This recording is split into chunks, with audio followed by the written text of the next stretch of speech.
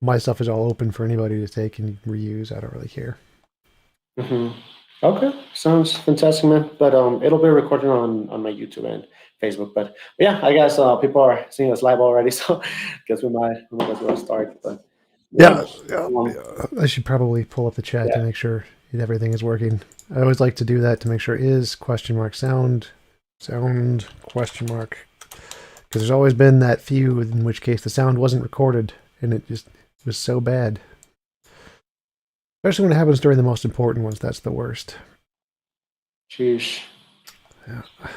Sounds Travis Statham says it works. Good.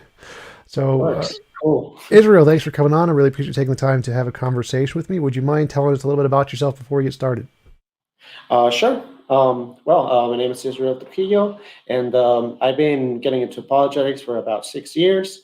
I've been considered agnosticism for a little bit of time, but due to some of the works of many Christian scholars, I ended up deciding to that the Christian position was much better than the agnostic atheist position or agnostic position or atheist position, anything non Christian pretty much. And but yeah, pretty much that'll be much it. But I've been debating for a while. Mormons, Catholics, atheists, even free market capitalism, some of worldview issues on ethics, politics, and stuff. But yeah, pretty much all.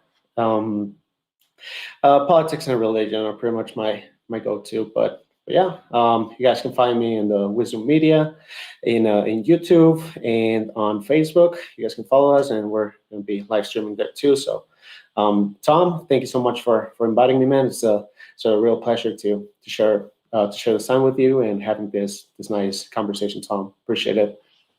Cool. So I am an atheist, by which I mean I believe that naturalism best explains everything about the universe, every fact that we know of. Could you tell me some of the reasons you are atheist? And you mentioned that you were convinced by certain apologists. Could you name them? Tell us who were the ones that convinced you as well. Well, are we gonna have the opening statement? Yeah, that's this part. Oh, okay. Yeah, I might as well just do my presentation, man. Yeah, I guess.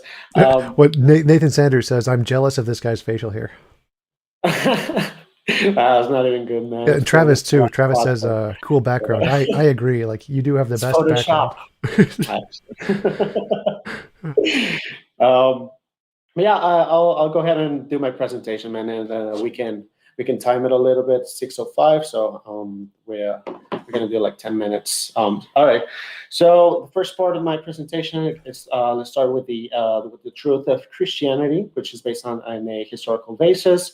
So I'll first present what is called the minimal facts case of Dr. Gary Habermas for sake of brevity, we're just going to do the four facts case, which includes the first fact, which is Jesus' death by crucifixion. The second fact is the empty tomb. The third fact is the postmortem appearances, and the fourth fact is the spread of Christianity. So what is interesting about the minimal Wait, what were facts the? case Could you? of I missed one of them. The first was death, empty tomb, spread, and what was the fourth one? Yeah, so the death of Jesus by crucifixion, empty tomb, postmortem appearances, and spread of Christianity. Got it. And so, what is interesting about this is that the way Gary Habermas made his case, he pretty much made a collection of facts that even the most skeptic scholars on history that they would agree with. So these are pretty widely accepted facts. You only got like pretty small minorities that do not accept these facts. But okay, so the second part of my presentation will be the syllogism about the impossibility of atheism, explaining the laws of logic. So I will present the syllogism with the premise one being the laws of logic must be explained by either God or non-God explanations. Um, Sorry, just we keep getting like an Apple noise, like a yeah, message. I'm getting messages, man. I guess I should probably close Facebook, man. Just gonna close it. Okay, sorry about that. So the first premise is the laws of logic must be explained by either God or non-God explanations. Um, The premise two, the laws of logic cannot be explained by non-God explanations. Premise three, the laws of logic can be explained by God. Conclusion, we must believe in God. So what is interesting about these syllogistic form is that if you analyze the first premise, you kind of get a form of the law of excluded. No, I'm a law of identity, which it can either it either has to be A or non-A. It cannot be anything else. So it's either the laws of logic must be explained by either God or non-God explanation. So I would say that, Tom, you would have a burden of proof to present a model or present an explanation for the laws of logic. And lastly, I chose Christianity over atheism because of its results in Western societies, results in previously poor and hopeless societies, families, pretty much the family structure, how Christianity helps with families, like people that have someone that has a lot of problems with either lust, cheating, hitting their wife,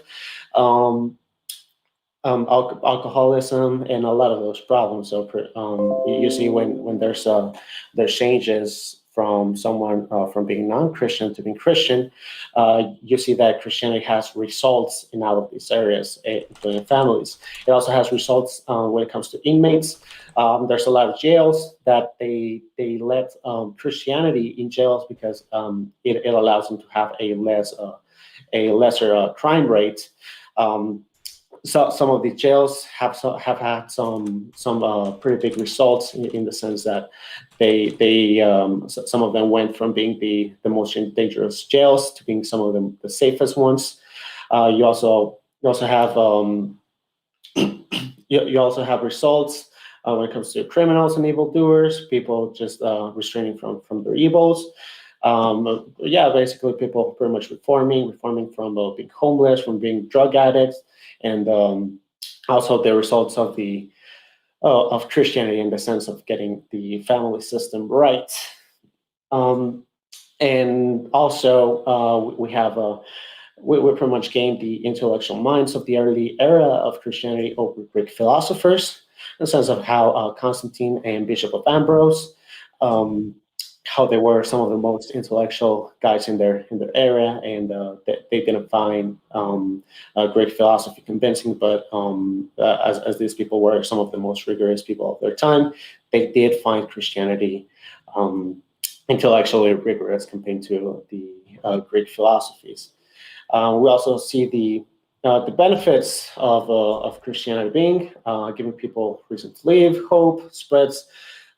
Christianity spreads to martyrdom, and the act of Jesus on the cross, I would say that it is the biggest act of love in human history, which that pretty much helps a lot with the hearts of unbelievers and the hearts of people of other religions in Islamic countries, and also in South Korea as it transformed from a communist society to a capitalistic Christian society, at least culturally, and yeah, pretty much having a pretty good results in having a solid intellectual standpoint that can answer the big questions of life, in the sense of for so many hundreds of years. And I guess that's my case, Tom. So if you want to make your case, that'll be cool.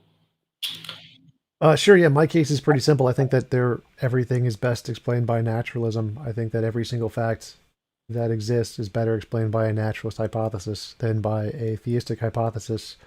I think that theism starts with its conclusion and tries to make the evidence fit, whereas a good hypothesis starts with the evidence and sees where it follows it wherever it leads, and it seems to always lead to naturalism. That's essentially the end of my case. There's not really much else to it. Cool, pretty simple. So okay, so from my case, what do you want to do a rebuttal about? Yeah, let's just start with the last one. You said that Christianity has lots of social benefits. How is that not an appeal to consequence fallacy?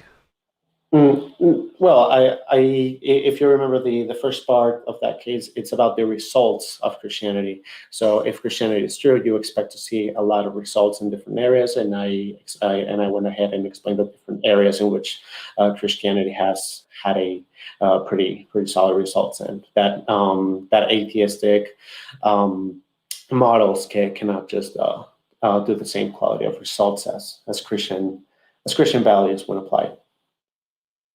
So like if there is the marijuana god, and if the marijuana god is real, then we would expect that when people take marijuana, they get a very positive emotional response.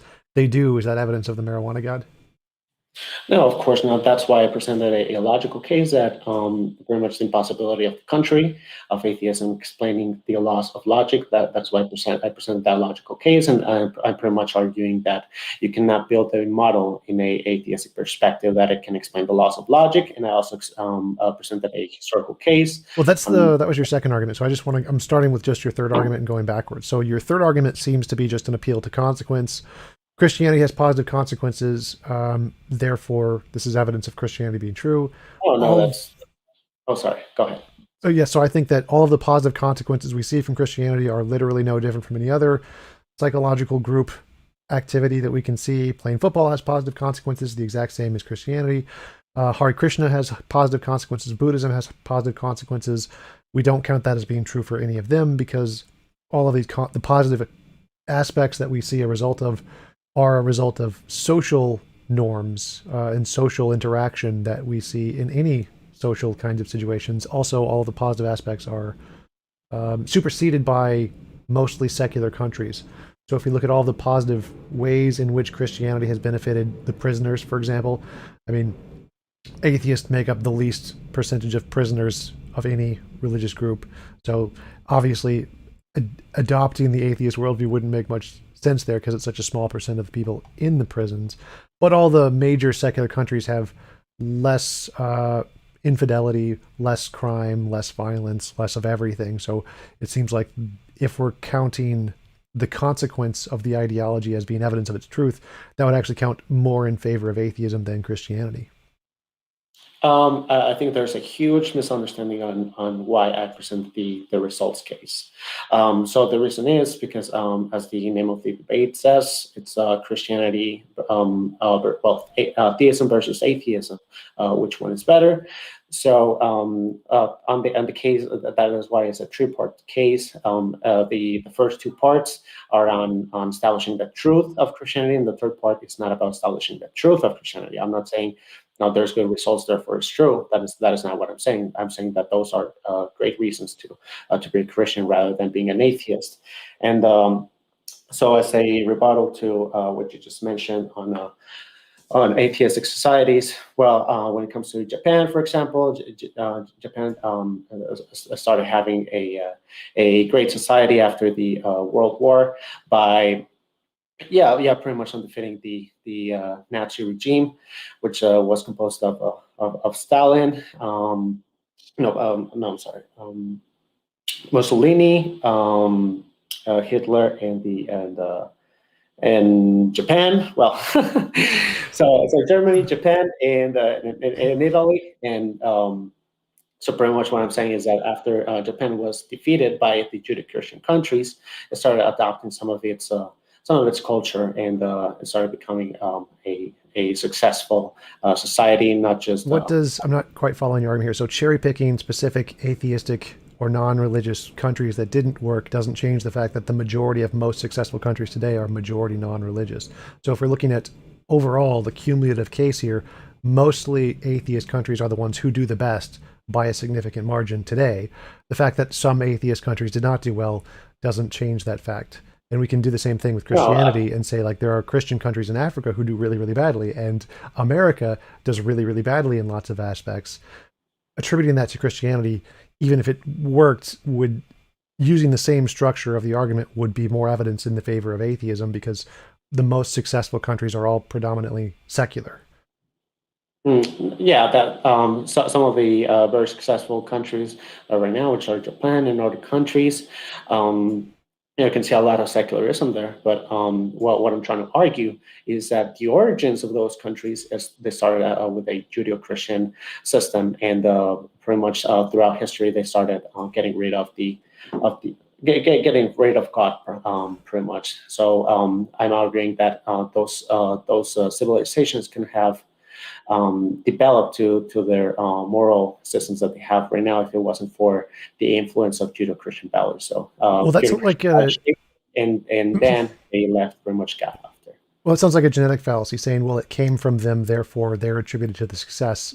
Clearly, that's not the case. Like rockets and helicopters were invented by Nazis. That doesn't mean Nazis are the ones who get all of the credit for rockets and helicopters.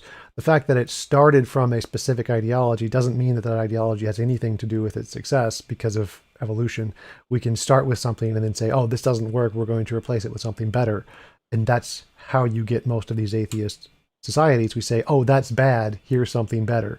So the genetic fallacy of saying, well, it came from Christianity, therefore Christianity is still responsible for its success is well, that's actually wrong. Like if that was the case, then we would expect to see the currently Christian countries doing better than the atheist countries, which is not what we see. What we see is the majority of atheist countries, Denmark, Sweden, Norway, the like European countries, they do significantly better by replacing Christianity as an inferior ideology with a superior ideology, which does them better socially. So if your argument is that we should adopt Christianity because it has better consequences, well, the fact of the matter is that the atheist countries actually have the better consequences, the majority of them. And so using your own argument, that would be evidence to adopt atheism. Now, I don't, obviously, like you said, this wasn't an argument for truth here, so it doesn't make much of a difference to the truth of the claim. But if you're saying that because it produces a better social results, well, the one that produces better social results in pretty much every case are the secular countries. I have a lot of problems with what you just shared. So, it is non-controversial actually that Western society has actually had a huge impact on every single one of the successful societies that we You mean have. Christianity had a huge impact on them? When it comes to Western societies are based on Judeo-Christian values. So it's Judaism, Christianity, and also from Athens. And how is that Philosophy. not a genetic fallacy? How is that? What's the difference there between that and a genetic fallacy? What are you claiming as a genetic fallacy? To say that something's origin is responsible for the current modern context is a genetic fallacy. So my response was that the fact that it started with Christianity does not mean that its current success is due to Christianity. The whole point of those secular societies was to say Christianity's bad, we're going to replace it with something better, which is why they're doing better than currently Christian nations. You cannot argue for a genetic fallacy. You could argue for a sloppy slope because I didn't provide much more support of that. But one of the things that I want to share for support of that position, it's how, for example, capitalism has been a primary contributor to the betterment of those societies, including in those Nordic countries and those atheistic societies. So, as capitalism was developed in large part to biblical principles, as you get, for example, that for example, in the Bible, you cannot be you're pretty much you have to how do you call it? Respect. Oh crap, I'm blanking out a little bit. um, well, yeah, it presupposes capitalism as a oh crap. Well, let me just pause there for a moment. So a genetic fallacy is also known as the fallacy of origins or fallacy of virtue. Is a fallacy of irrelevance that is based solely on someone's or something's history, origin, or source rather than the current meaning or context. So the whole point here is that it doesn't make a difference. Even if you argue capitalism was designed around Christianity, which it wasn't, capitalism predates Christianity by a significantly several thousand years.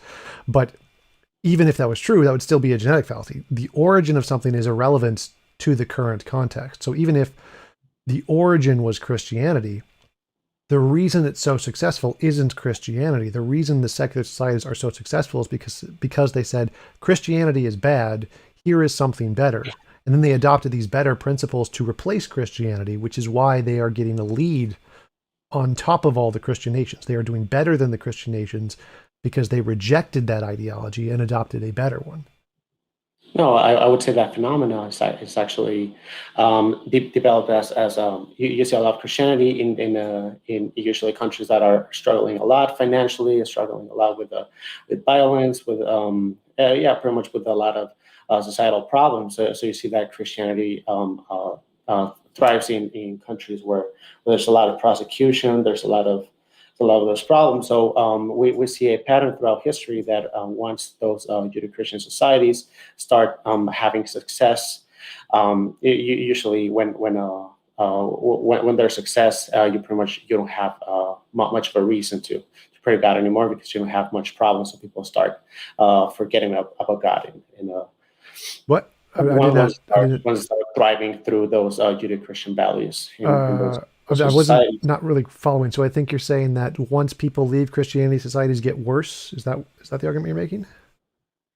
No, What's no, that's no. I'm arguing that that societies get better with Judeo-Christian values, but then they take those Judeo-Christian values and they pretty much just throw God out of the picture.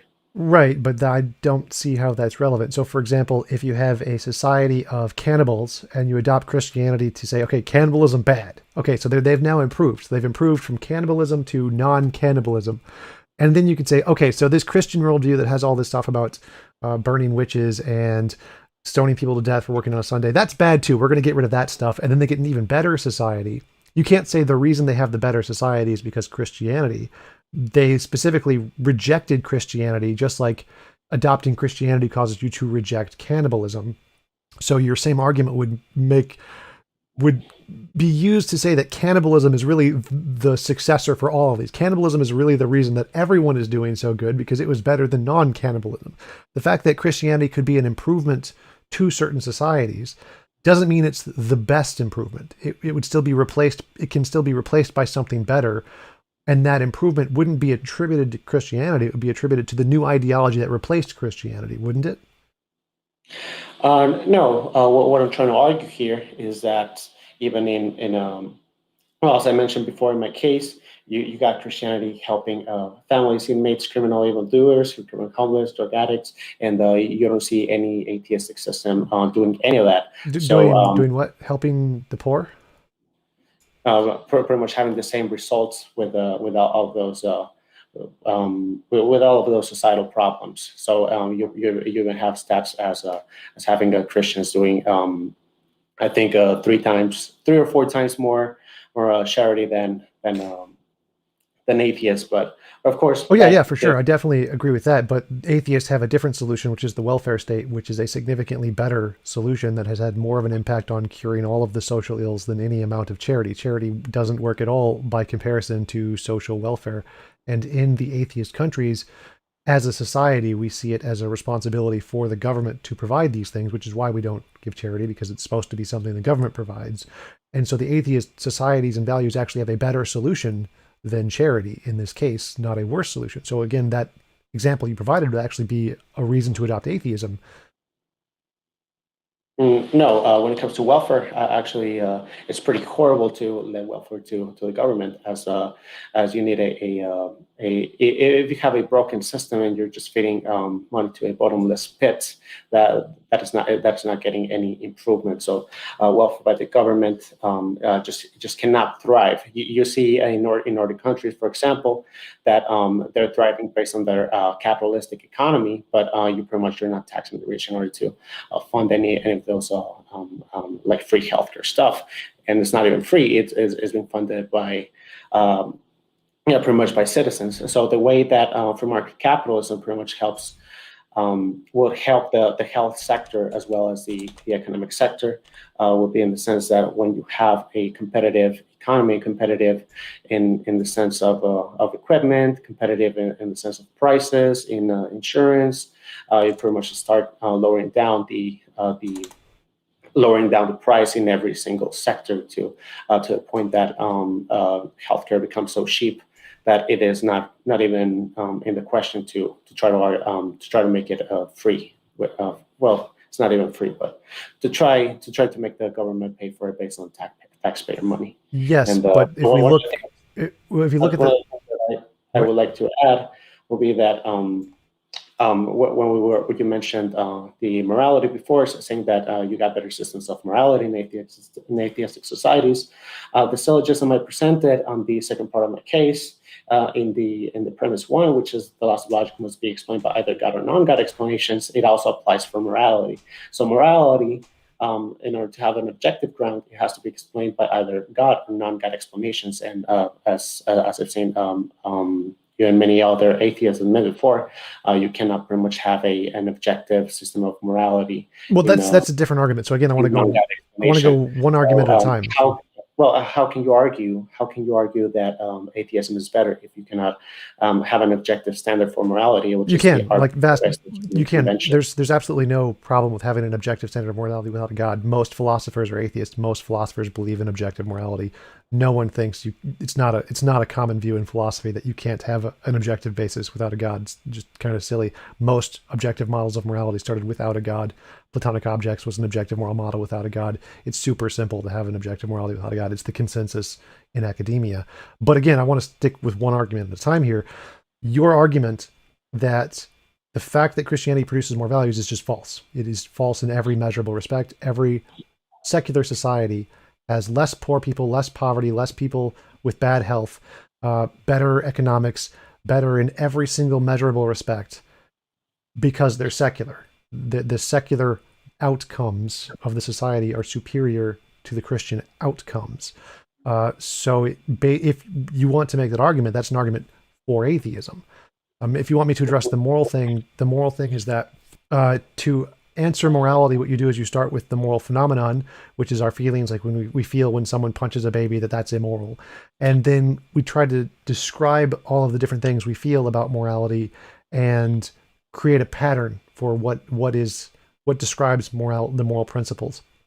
And then once we have the moral principles, then we try to infer what the grounds of morality is. That's a correct way to assess what morality is. Whereas the theistic model goes about it backwards. It just starts with their conclusion, God is morality, which doesn't have any basis. You can't start with your conclusion and then work backwards because that isn't how evidence works. It would be like saying morality is grounded in this pineapple and then say, well, how did you get there? Oh, I just started with it. I presupposed the pineapple is the moral basis.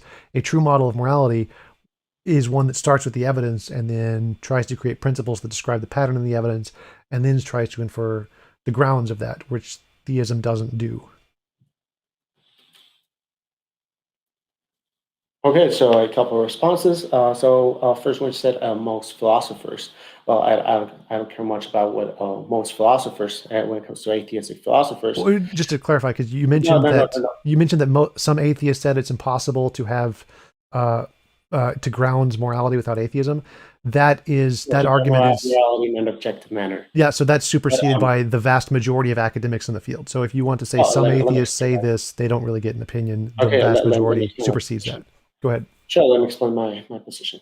So the problem with saying most philosophers is that when you see, not just when it comes to philosophy in any field, pretty much, you always got atheist philosophers not engaging seriously in other branches as a theology or engaging in history, engaging in you got some engaging in science because you need science in order to build some cosmological arguments, but you see a lot of lacking in the other areas. So I wouldn't trust atheist philosophers as they are not as well rounded as Christian philosophers that can debate in so many different areas, including science, history, philosophy, and other sub branches of those.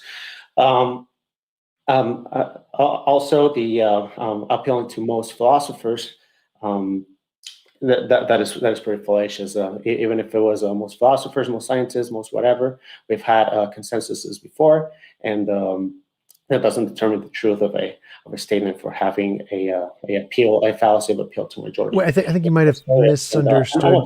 Wait, 1 second. I think you might have misunderstood my argument here. So my argument is that when you claimed many atheists have said we can't have an objective basis, that argument is superseded by the fact that the vast majority of people in the field of ethics who are atheists say that's wrong. So this wasn't about the truth of morality here. This was just refuting your claim that many atheists have said we can't have objective morality. No one cares what they have to say. That sentence that you made is superseded by the fact that the vast majority of atheists say that's wrong. So this wasn't about morality. That's why I'm saying you should let me finish, because I was actually gonna touch that point. Well, first, one of the things when it comes to you saying most philosophers, if we see when it comes to most philosophers in the area of philosophy of religion, that they don't take the new atheist form of lack theism seriously. So I'm here respecting your position to for you to present your new atheist lack theism position, and when you say that most philosophers can actually appeal to. When you're saying that they can appeal to objective morality, they do it in a different way. So, for example, like if like as the game of chess analogy, like creating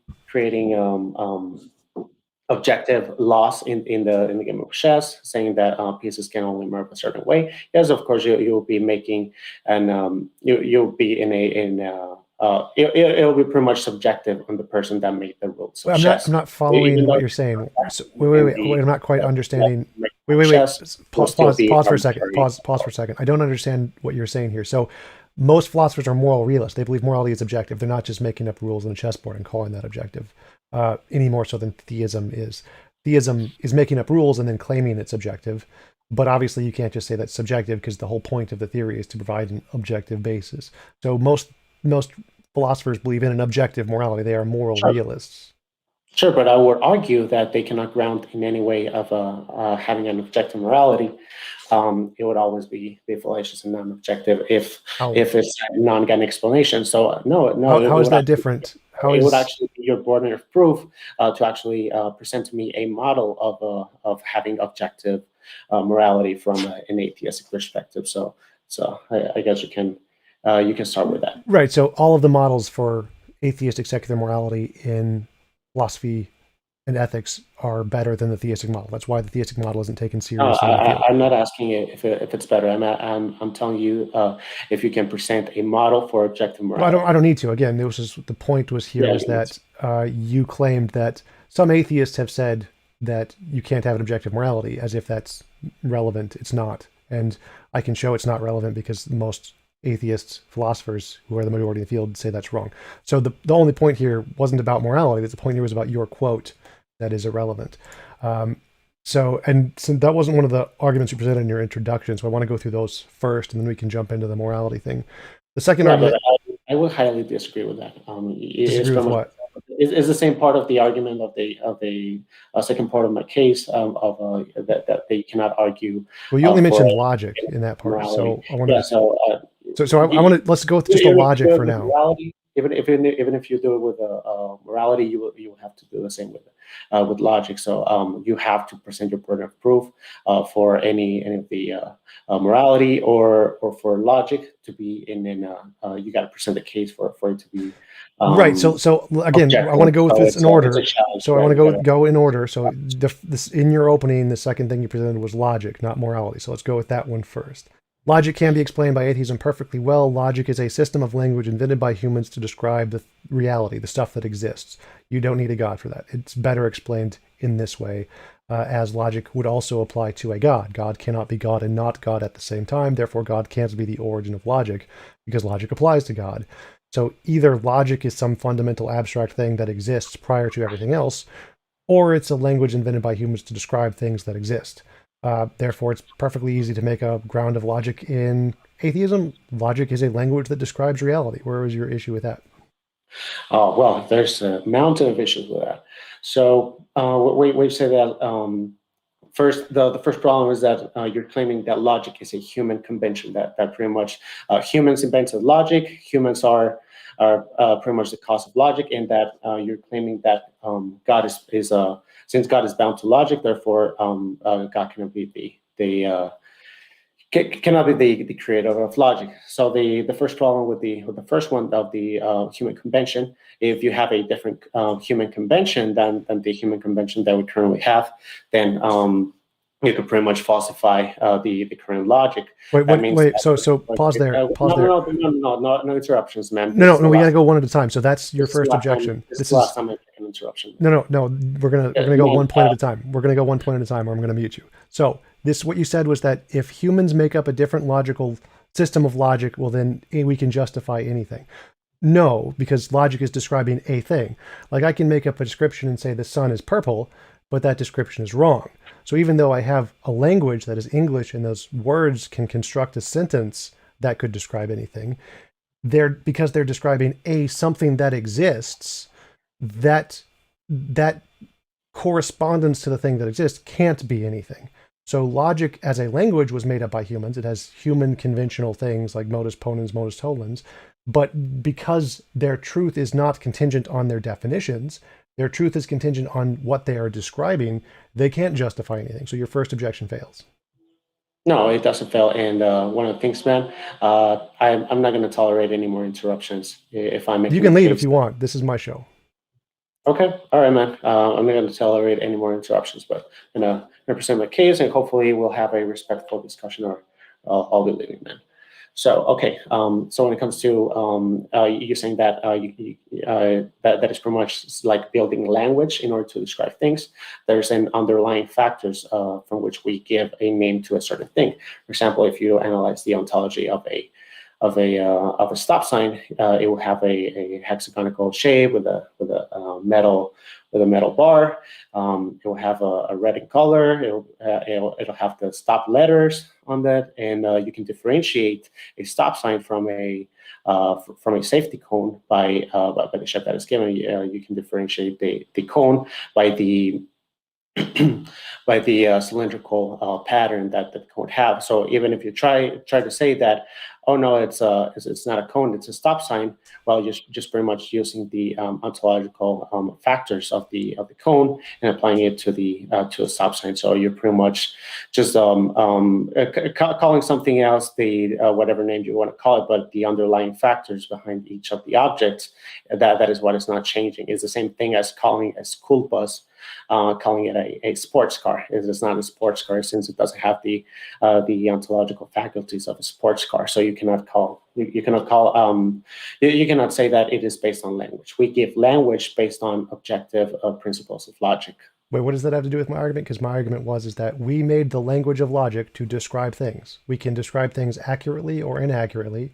Therefore, describing a school bus is not a school bus would be inaccurate. So we don't use that version of English. We use the version of English that describes it accurately. So how is that different from logic? Well, then it is not a human convention. Then you're not giving you're not pretty much focusing on giving a language to each of those faculties. You're pretty much having the faculties, and you give it a name to it. So it is not it has to be objective. If it's not objective, then you would have the same. You're pretty much you cannot have. I have no idea what you're saying right now. Because there's underlying factors that cannot be denied by any person giving those particular things a name. Yes, so logic is a name that we apply to reality. Reality exists. Reality has properties. Reality is reality. And then we make a language, A equals A, the law of identity, to describe those properties in reality. Logic isn't a property. Logic is a series of words that we use to describe something that is there. So if I say there is a tree, the English sentence doesn't matter at all. Like you could say it in Japanese or German or whatever. The thing that exists is the tree. The tree is objective. It really is there. My sentence that describes the tree is a made-up human convention. Logic is the same thing. The law of identity, A equals A, is a human convention that describes something that's really there, which is reality. So how is that not, like, how does anything you said respond to that? Well, look, you pretty much just say the same thing. is that you're pretty much arguing that there's underlying factors that would just give it a name in Yes. different languages. So a tree is a tree, either if you say árbol in español or a tree in English or in Japanese, whatever language you want to put it on, the tree will be a tree. So then it is not a human convention. We pretty much just give a name to whatever the underlying ontology of a tree is. So it will Right. be objective. You cannot appeal to logic as a human convention. If we apply logic as a human convention, you pretty much will be self-contradictory. Wait. Because if The logic isn't the thing we're describing. The logic is the description. no, that's not what I said. So my argument, what I said, is that logic is a description. Logic is a language made up by humans. It doesn't exist. Logic exists nowhere. But the thing we're describing with logic does exist. So if I say A equals A, what I'm describing is reality. Reality exists, the logic does not. The logic is just made up human language. So how is that, where is the problem there? Like, for example, there's many different versions of logic. There are different logical languages. There's many-valued logic, quasi-logic, there's quantum logic, there's all kinds of different logics that are not all the same. They're obviously, they have to be languages. Now, obviously, they can refer to something that exists, like reality is there, and we can use standard logic A equals A to describe reality. But the logic isn't the thing. It's not the objective thing that's there. It's the words we're using to describe the thing that's there. Yeah, but exactly. If you will get the same problem of human convention. Yeah, either way you try to paint it, it'll be human convention in the sense that yes, we have to give it a language to describe those underlying factors that make the ontology of a thing and its relationship to a thing. But it is something that we identify and that we point out through language. It is not. But those underlying factors are what make logic intelligible at all. Right. I totally agree. So I agree that there are underlying factors, and for me, those underlying factors is reality. Reality is the underlying factor. The logic isn't the underlying factor. The logic is a bunch of words we made up to describe the underlying factor. So the fact that the logic is a human convention doesn't refute the objectivity of the underlying factors, but those underlying factors aren't the logic. They're something different. They're reality itself. Well, pretty much logic will be the system to identify these kind of things, but logic wouldn't work if we didn't have these underlying things. So that is why it cannot be a human convention, and that's why you cannot just say that it is a different language and that there's different languages of logic that can be applied. So you will have to present a way in which you can present logic as objective. If you can't have logic as objective and you say that the logic it's a human convention, again, it'll be self-contradictory as if there was other human convention that will contradict what you're saying. Pretty much logic will be unusable as it'll be true here and false over there, and it cannot be true and false at the same time. So you have to build a model for objective logic. I'm saying you have to build a model, and you got to present a model to me. Well, I just did. So I just proved that that was false. So we can have a language. There's many different languages of logic. They're not all the same. Standard logic, fuzzy logic, quantum logic, paraconsistent logic, dialetheistic logic. There's lots of different kinds of logic. Logic was they're literally languages made by philosophers. And the fact that there's many of them doesn't change any of them, the truth value, because the truth value has nothing to do with the logic. The truth value has to do with, does this sentence correspond to reality? That's what makes it true, not the logic itself. The system of logic itself could define something as true or whatever, like A does not equal A. We're going to define that as true. Like you could do that, but that doesn't correspond to reality. So what makes a system of logic or a language of logic true is whether or not it corresponds to reality. So like we could make a language of English or Klingon or something that says all bachelors are married, or all bachelors are married. Clearly it wouldn't correspond to reality. We can make up the language just fine, but what makes it true is whether or not that language corresponds to reality. So what makes a logic true is whether or not that logic corresponds to reality. You don't need logic itself to be objective. You just need a system of language that can describe the objective facts of the world. Exactly. That is I actually agree with it, but I don't agree with the with how you're drawing like a conclusion from that. So what is it that you're making the same problem? Well, even if you want to say that maybe there's some model of logic out there that describes reality as accurate as possible, then that system of logic that it describes life, I mean the existence of as accurate as possible, then that must be objective. If there's not an objective ground on whatever describes reality, then there could be objective system of logic. So I'm asking you, how can you build a model of logic in an atheistic perspective? Because logic describes reality. So I agree there has to be an objective thing for the logic to describe, which is reality. And then logic is a language made up by humans to describe that thing. So I'm not sure which part of that you're not quite understanding. Like, that seems pretty obvious. Like, where is the issue here with saying reality exists, reality has some set of properties, we're going to make up a language to describe those sets of properties? Mm, I would say that the problem is that from a non-theistic perspective, that you cannot describe reality. You have to start with God as the basis of your epistemology in order to understand what is reality. So what Could is you the explain basis that of more? it? I don't understand that. So, like, if there was no God and there was a reality and minds existed, why wouldn't they be able to make languages to describe reality? Because you wouldn't know what reality actually is. So I would ask you, how do you know reality what reality actually is? How do I know what reality actually is? Like, even if I didn't, why would that mean I couldn't make languages to describe reality? Because you wouldn't know what reality actually is. Well, I could make up a language, and like I could say gobbledygook or whatever, and it's possible that that sentence could describe reality whether or not I know it. So why does my knowing of reality matter to my ability to make a language that can describe reality? Can you repeat that again?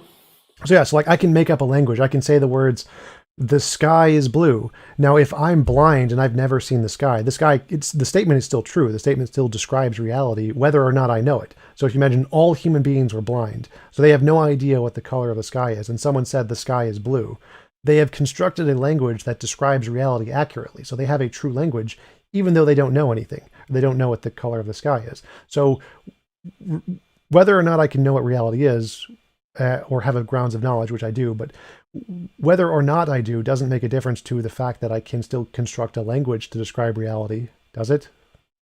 I would say that you have the huge problem of induction. You don't know if the current events by repeating them, if they can repeat themselves after they have repeated themselves for a long time.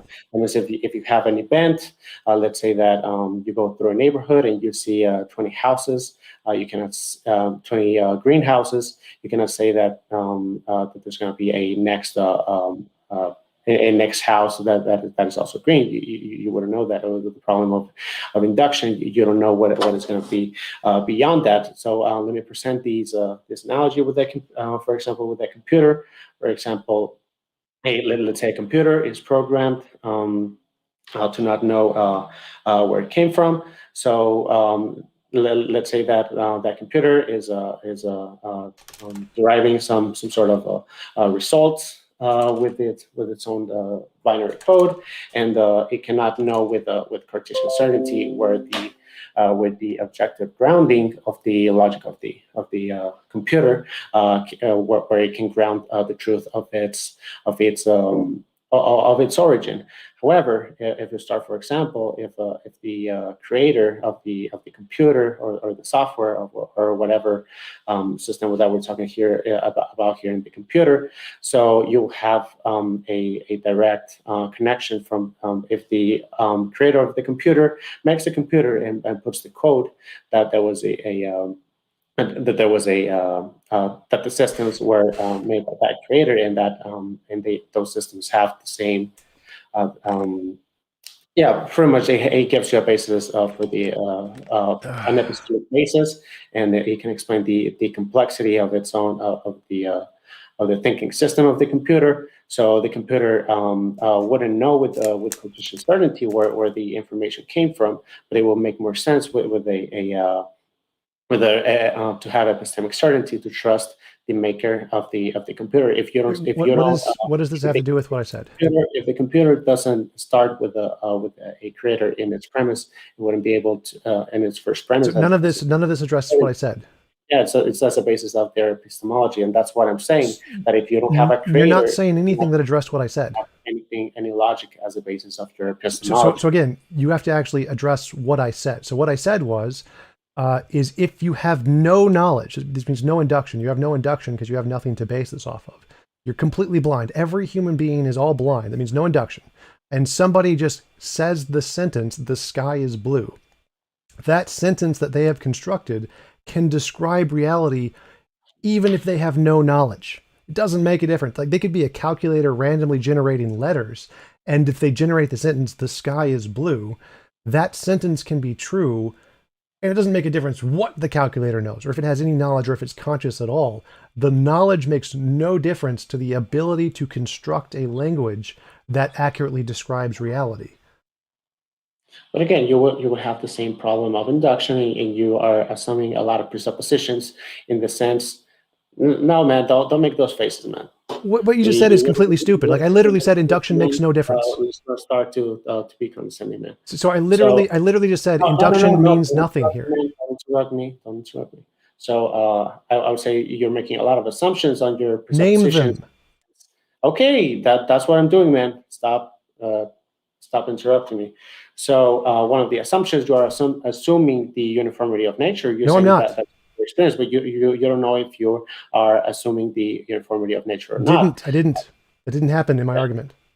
Well, if you don't assume the uniformity of nature, you can have anything. But the problem is you cannot assume it in an atheistic perspective. No, again, that has nothing to do with what I said. Like you weren't listening to my argument. My argument is, imagine we know nothing, literally nothing. We're all blind. We can't see the color of the sky at all. Doesn't matter what the universe is going to be like 5 seconds from now. It doesn't matter what the universe was like 5 seconds previously to now.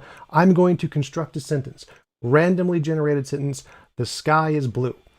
That sentence, at this exact point in time and no point in the future, no point in the past, that sentence could describe reality just fine, which means it is possible for me to construct a language that describes reality independent of my knowledge. I don't need to know anything.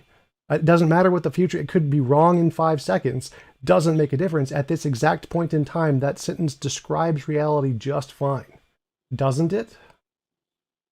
You can claim that you can explain reality as it is right now and on what you are experiencing, but I'm arguing for the basis of whatever you can know. So you cannot know other things other than what you are currently experiencing, and that is a big problem. So I'm asking you to explain how you can know anything other than whatever you are experiencing.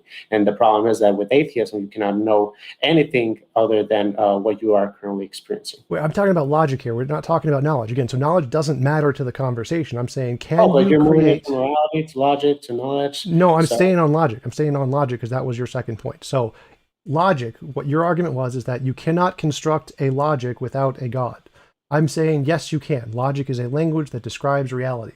Then you said, well, you can't know that what you're saying corresponds to reality. And I said, I don't care. That doesn't make a difference. The argument here is, can I construct a sentence or an argument or a language that can describe reality? And whether or not I know it doesn't make a difference. If I say the sky is blue, even if I'm blind and I don't know it, that sentence either does or does not correspond to reality, regardless of my knowledge. So obviously it's possible for me to construct a language like logic that can describe reality, even if I know nothing, which invalidates your argument that you need a God and you need some objective grounds of knowledge to construct a language to describe reality. You clearly don't. You don't even need a mind to do this. A calculator could come up with a string of letters, the sky is blue, and that calculator has created a language that can describe reality. So moving to my knowledge here is just red herring. It like this doesn't answer the question. You said you can't construct a language to describe reality without God. I just did. No, mhm. No, I'm not saying that you cannot construct a language. That the problem is that in order to construct that language, you need the uniformity of nature and the uniformity of the ontological principles that every single thing in existence to be uniform in order to explain it with a logical language. So what you have to do is you have to presuppose the uniformity of nature. You presuppose the lots of logic that can describe reality as it is. But the problem is you have to take as axioms what reality actually is. So the problem is that you cannot just take things as axioms. You got to explain how your atheistic presuppositions can fit into those axioms. That is the first premise of the second argument that I make, and that is what you are not answering. You're not answering where those how do you ground the presuppositions from where you build the axioms that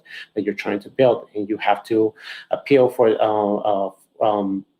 you have to presuppose the uniformity of nature in order to do that. So how do you do it in a non-godly manner Well, I don't without God? presuppose anything. I have zero presuppositions in my worldview. To construct a logic doesn't require anything about knowledge of the universe or the way reality is.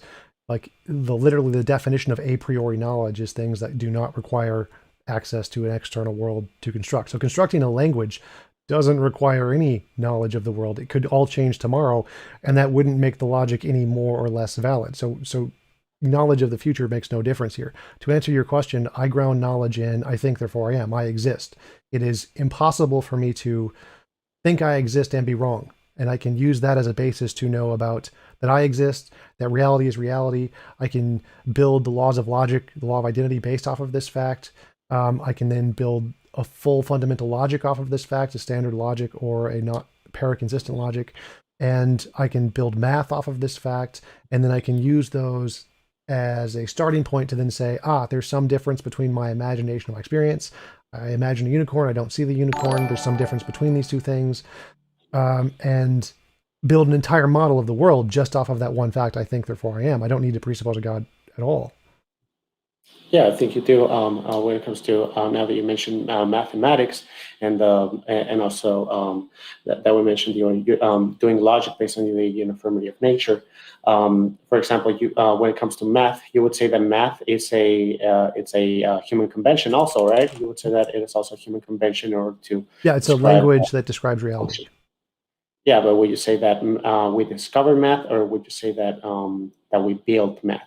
We Perhaps. invented math to describe the things we discovered, which are objects. Yeah, but the thing is, when it comes to the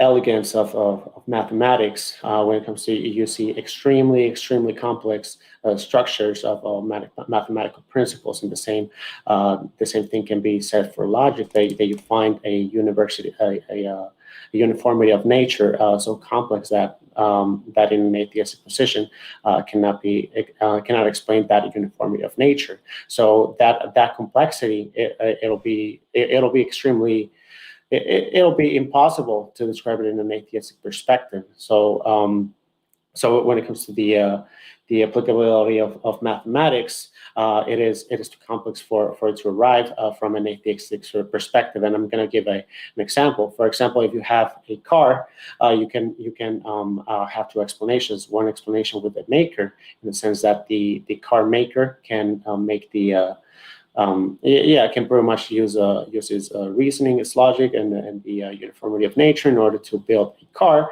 However, if you try to appeal to an atheistic model of how to make a car, you can make all this improbable stories on how to make a car, which will be let's say like a tire getting fossil fuels getting pretty hot in, I don't know, lava, and then it rolls and it creates a tire, and the tire falls into a metal rim, and the rim falls into an engine, and you can make this naturalistic explanation of how a car can be explained in a naturalistic manner, but the problem is that it is so complex that it is better explained by a theistic perspective, and that is one of the things that I think that atheism cannot account for. So it'll be much more improbable for you to do it in that manner.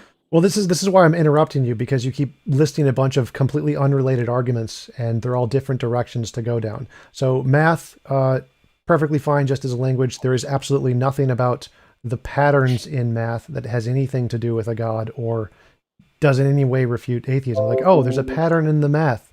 Like, yes, there's a pattern in English too. Like, if you have English to accurately describe reality, it's a pattern. Can you inaccurately describe reality with English? Yes, I can say there is the square root of a pork chop over there. Like, clearly that's inaccurate. And I can say 1 plus 1 equals 7, and that's inaccurate.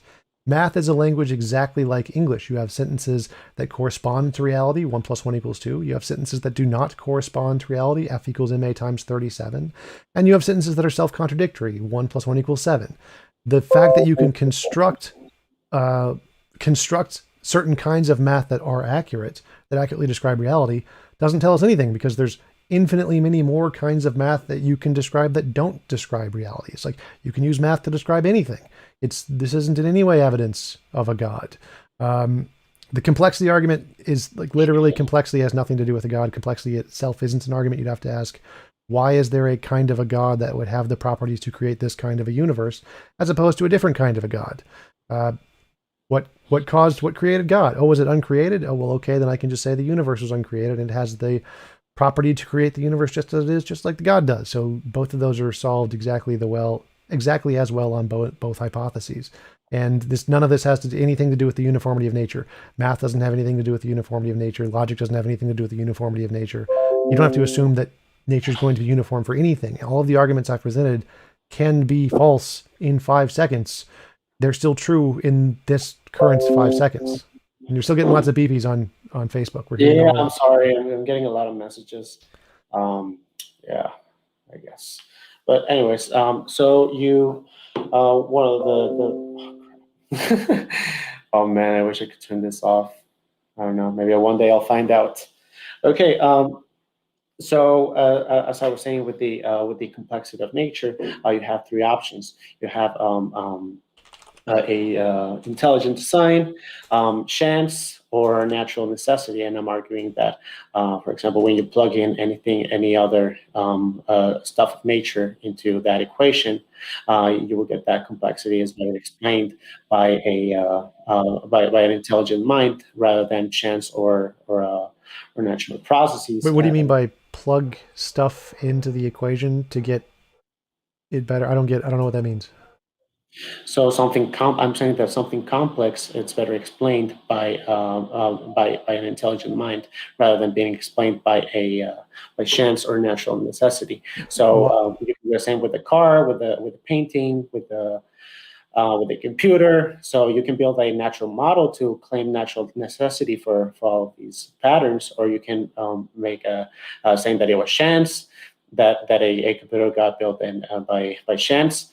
But I would argue that it is better explained. All of those are better explained by a creator rather than natural necessity or chance. And the same thing for the universe and the nature itself is better explained by a mind. Complexity is better explained by a mind than natural necessity and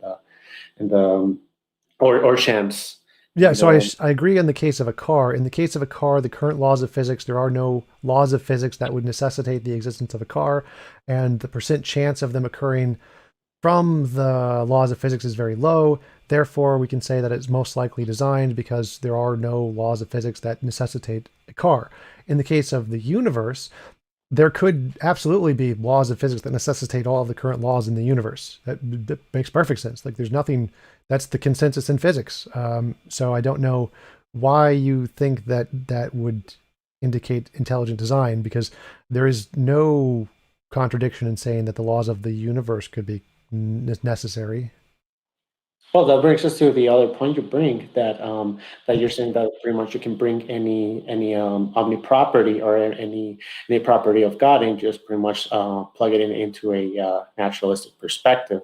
But as we mentioned before, there's ontological features for every object and every even abstract objects, you know, and simply plugging in the same omni characteristics of a When did I say any of this? What? yeah, yeah, yeah. You said you.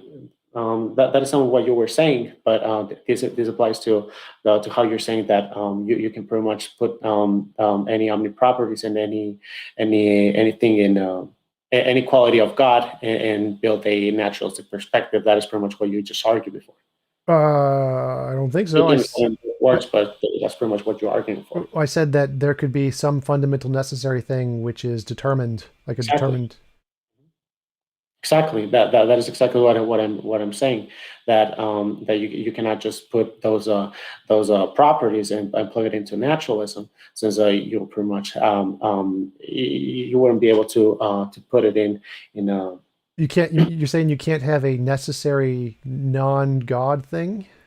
Maybe let me explain with that analogy. So, pretty much imagine that you have pixies, and you're claiming that okay, it was not God. So, because I can just add the attributes of God into a pixie, and you can say, okay, well, these pixies are powerful, it's omniscient, it's immaterial. But the thing is that the ontological principles of a pixie would give it a certain body, a certain um, yeah, pretty much a certain shape, which would be contingent, and God cannot have a shape or be contingent in a physical manner. It has to be immaterial and omnipresent, which means that it's in every single place. So if you try to argue this, that a pixie has those properties, then it wouldn't look like a pixie. So you cannot pretty much just plug in the ontological values of God into a pixie and just call it a pixie. It's again the same problem with a tree. There's an underlying shape of a tree that we describe it with the name tree, but simply calling it a stop sign wouldn't change the underlying factors of the tree. There's a difference between a tree and a stop sign.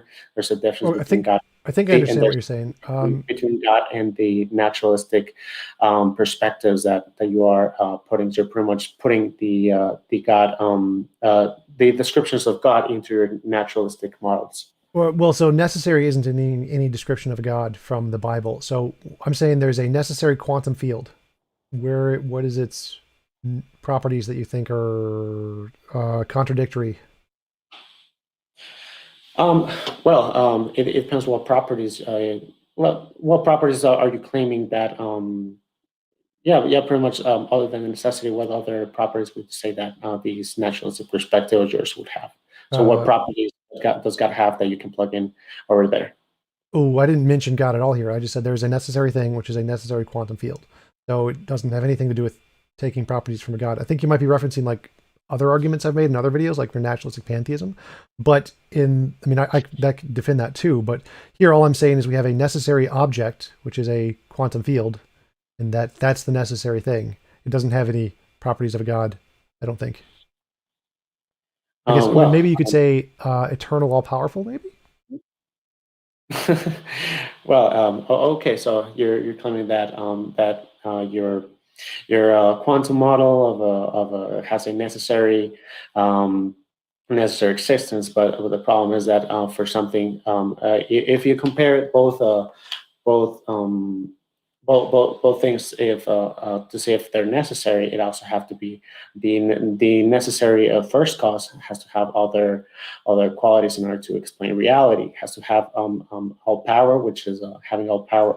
Having all power is not in the sense of you can make even contradictory things, but being all powerful means doing all things that can be done based on what the first Well, why cause can why be. do you need that one? So, Yeah, wait, just give me one second. well, I don't So, want to go down like 10 different routes. I want to go one at a time if possible. So, why do you need all no, no, man. powerful? No, yeah, I think you've been doing that the whole thing, man. Wh- I can't just tolerate that much, No, man. no, we got to go You one need to point at a jump time in here. from several We topics. got to No, go man, one point at a time here. I've let you jump in from topic to You've talked topic. more than me in this conversation. Just go with me No, one point at a time. So, you said no, you I don't. need I don't. all powerful. Why do you need all powerful? Why do you need to be able to create all possibilities and not just the possibility of the thing we see right now? Um, well, I would say that it needs to be all powerful in the sense that everything that is created has to be explained by this thing, and yeah, that Well, sure, I Yeah, you agree. want that. Huh? I totally agree, but why do we need something? Because you said all powerful is the ability to do everything that's possible. Now, the universe we see isn't everything that's possible, it's just one possibility. So, why do we need something that's all powerful that can do every possibility and not just the one possibility we see? Can you repeat that? Yeah, so you said that you need something for the necessary thing needs to be all powerful. And by all powerful, you said something that can do all possibilities, all logically possible things. And No, what? Did I get that oh, wrong? no, that's not what I argued. I didn't say all possible things, including the incoherent things. I say that all possible things that pretty much can be anything that can be possible. So Logically possible. So all yeah, logically possible things. yeah, all logically Okay. possible things in that are connected to the to whatever the first cause lets it to be possible.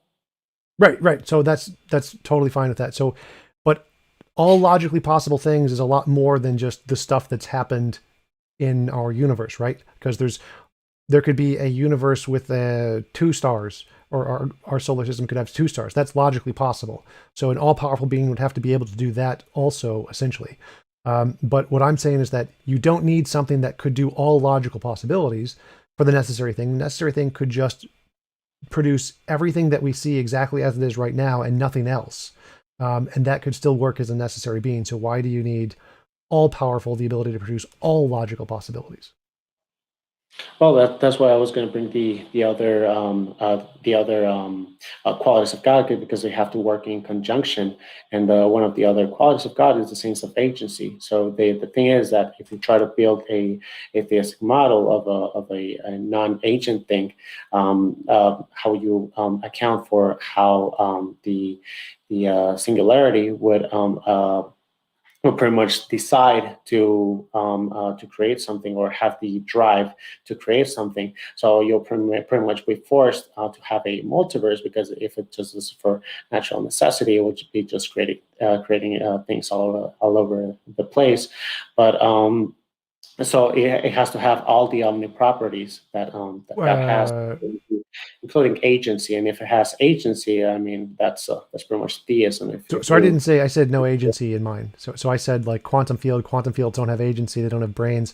The properties of quantum fields cause them to do stuff like create universes. But you don't need a multiverse. You could just create a single universe. You could create this universe and that's it, just the way it is, and that's perfectly fine.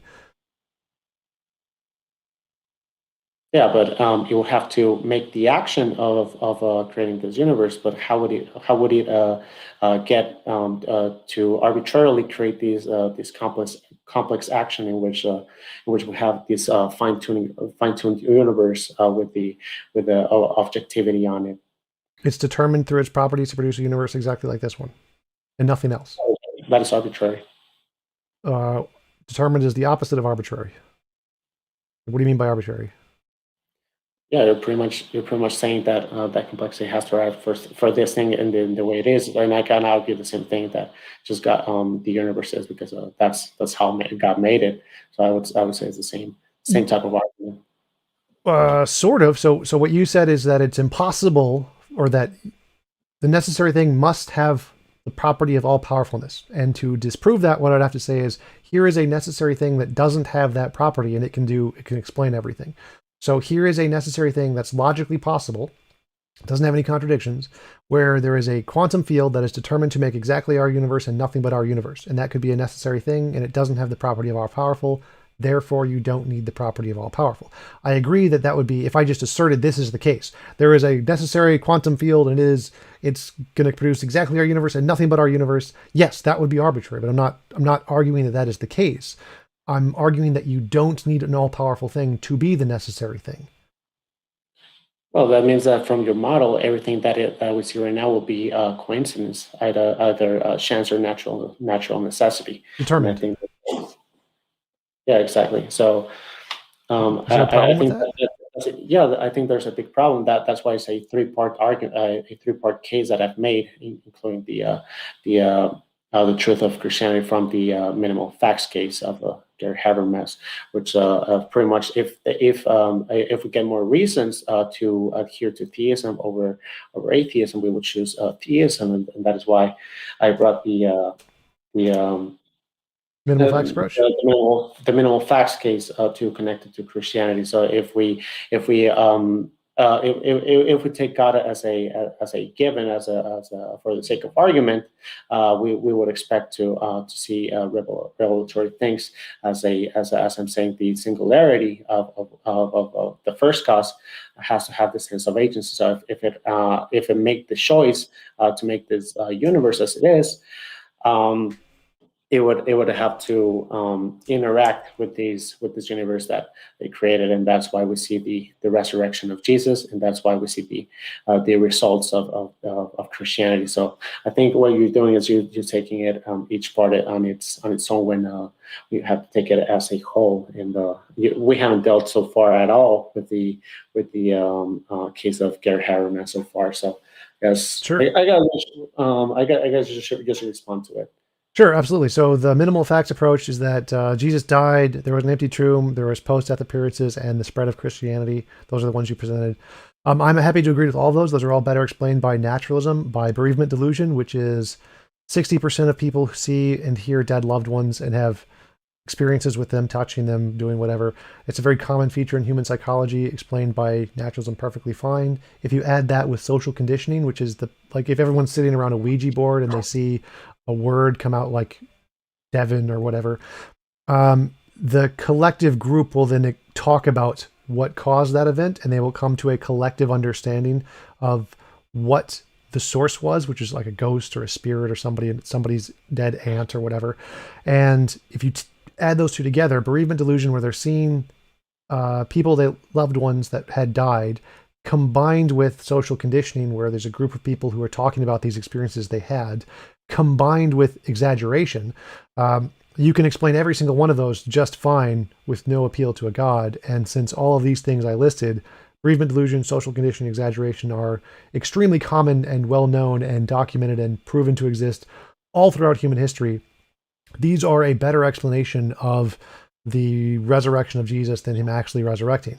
So like if we see a hoof print in the snow and we know horses exist, the horse is always going to be a better explanation than a unicorn, because if we base the explanation that can explain all of the data in something that is built with things we already know exist, that's a better explanation than adding properties we don't know exist.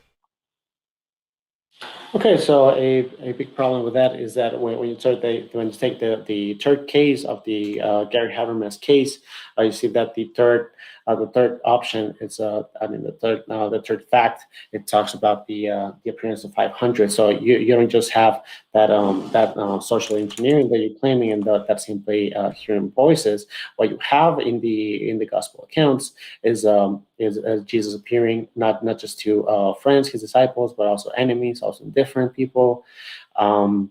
You also have him appearing at the same time to these groups of people and staying for hours, and that is a phenomena that is not explained by what you just say. And the second appeal that you made, you were claiming that that we favor whatever is more probable, or whatever is more likely from what we know of, in the sense that you're saying that that pretty much, if we've never seen a unicorn, that since we have seen horses, we should believe that it is a horse. But that epistemology will never let us to believe in anything improbable as something improbable is by necessity something that is not something that is not currently seen. So, for example, if you try to argue that let's say that I tell you there's a giraffe. Bless you, Corona. So if you have a giraffe on your if I tell you that there's a giraffe in your room, and you say that it is not normal to you never see giraffes in the city. You usually see them either in zoos, or you see them in the wilderness, then it is impossible for me to have for there to be a giraffe in my room. It'll be impossible under the epistemology that you are presenting. However, that is not what I'm. That will never work from what I'm presenting, because, for example, if there was, for example, a bet, or I don't know, some YouTuber making a prank and putting a a giraffe on your room, that'll be the best explanation if there are sufficient conditions that make it the best explanation. However, if there's nothing that makes it the best explanation, it won't be the best explanation. So what I'm saying is that, for example, in order for the giraffe in the room to be the best explanation, for example, there must be something something extraordinary going on, which will be kind of like a prank for a TV show, or some sort of prank in which they put a giraffe maybe behind the walls, and they probably hit it with I don't know, with a, yeah, with some other thing. Maybe it's a baby giraffe and it's just a small, and they put it under the table, or in some hidden place. So it could be true that there's a giraffe in your room, and however, it'll be the giraffe in the room will be the best explanation if you have the qualities that make it the best explanation. If you don't have any of that, and you just arbitrarily say, well, it's just in the room and it just appeared magically, of course, it wouldn't be the best explanation. Now applying this logic into the Christian case, I would say that, for example, with the hallucinations, you have an extreme example, but with the whole Christian case, in the sense that you got Jesus raising from the dead, finding being crucified publicly, so everybody knew that he was crucified. You find the empty tomb, which the guards wouldn't have been dead if there was no empty tomb, and you have the postmodern appearances. When you take it all together, you have a case in which the best explanation is that that Jesus actually appeared to the 500. So you cannot just appeal to something being to something being more common or uncommon than other things. So Uh, that's so all of those things seem to be perfectly well explained by bereavement delusion plus social conditioning. Like the appearance of 500, that happens for all kinds of things. There's over 10,000 people who saw Santi Sai Baba do miracles in person, and there are hundreds of people who've seen UFOs at the same time. There are thousands of people who've seen ghost stories and the miracles at Fatima. I don't know what your position is on those. There are miracles of all kinds of religions which have thousands of people who saw these occur, and they demonstrably didn't scientifically. So it's very good evidence that those are psychological conditions from social conditioning, where there's a group of people who see an event and then interpret that event in a collective way because they were interacting as a society. So the appearance of the 500 is really easy to explain. The other thing you mentioned was knowing that Jesus was dead. Like in every case of bereavement delusion, people know that their loved one is dead. That's why it's a bereavement delusion. They think they're seeing someone who they know is dead. And the fact that he stayed for hours, same thing. Bereavement delusion does last for hours, also explained by bereavement delusion. You mentioned that my epistemology will never let us believe something is because if we only prioritize known things, well, that's not true at all. Like if you thought like the unicorn was the explanation of the footprint in the snow, you'd have to make a novel testable prediction. You'd say, if this was a unicorn, we would see the unicorn's horn stuck in a tree over there or whatever, or tree horn marks or something. Though that would be a novel testable prediction that would lend evidence to the unicorn. So if you are able to make novel testable predictions based off your hypothesis that go beyond what we already know, so if you predict something new, that would be evidence for the new thing, including a god or Jesus' resurrection, etc. So my epistemology totally allows for new things. The problem is that everything explained by the resurrection is old things. Those are exactly what we see happening all over the world from bereavement delusion plus social conditioning plus exaggeration of stories. So when you're saying the social conditioning, you're not taking all the factors collectively. You're taking each of them separately, in the sense that, for example, you're saying that you can get social conditioning or someone seeing their loved ones for a couple hours, but you don't see them physically. You don't eat with them physically, and you don't have that in group. And you separate it with the alien example, saying that everybody saw the alien, but you have other more plausible explanations. That's why we're talking about an inference to the best explanation. So if someone says that they say it was an alien, I don't know, maybe a light in the sky that was acting pretty weird, maybe it was maybe it was that, maybe it was aliens. It will depend if it's the best explanation and depending on the background evidence. So one could be open to aliens, but it'll have to be the best explanation. And with your example of predictions being testable,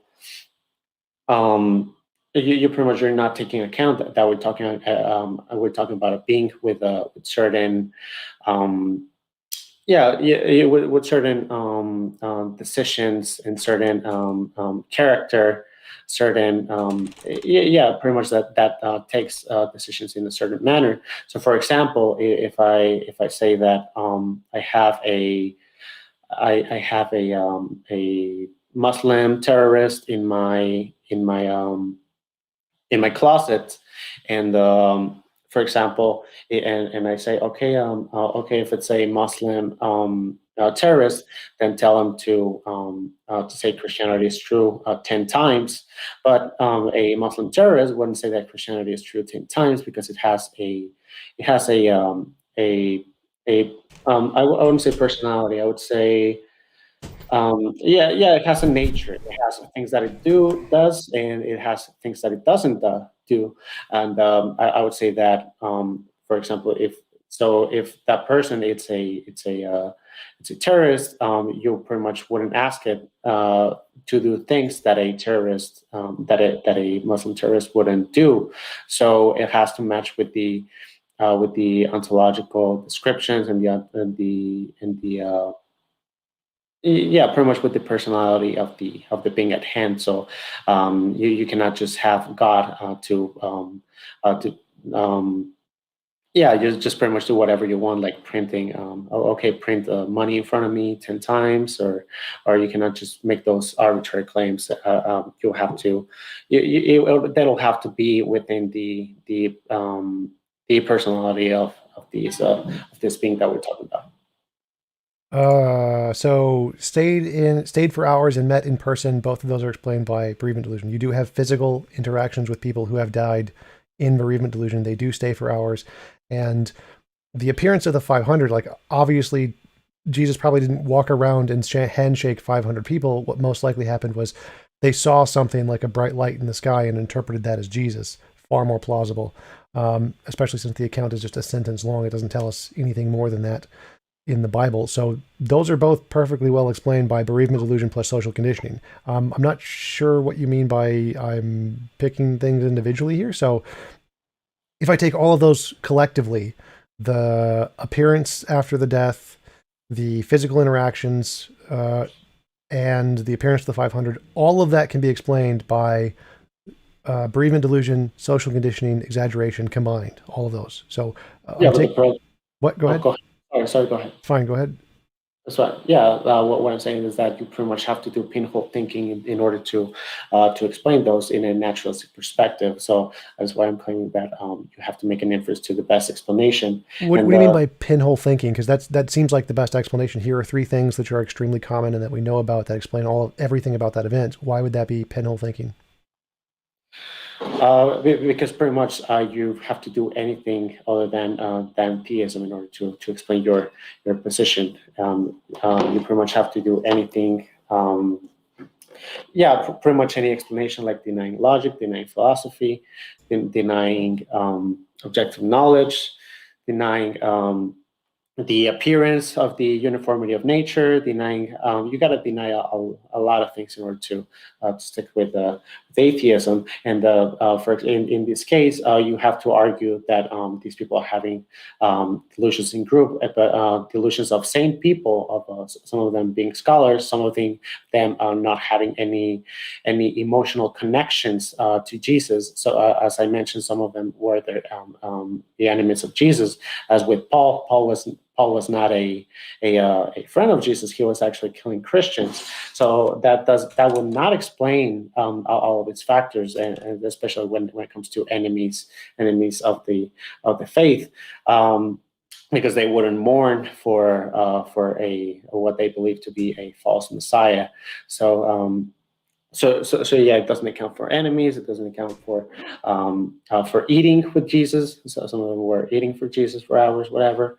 So those delusions that you're saying that they're just saying that they just pretty much saw a light on the sky, whatever. I think that would account for them giving their lives as martyrs, and as in the fourth fact, people wouldn't give.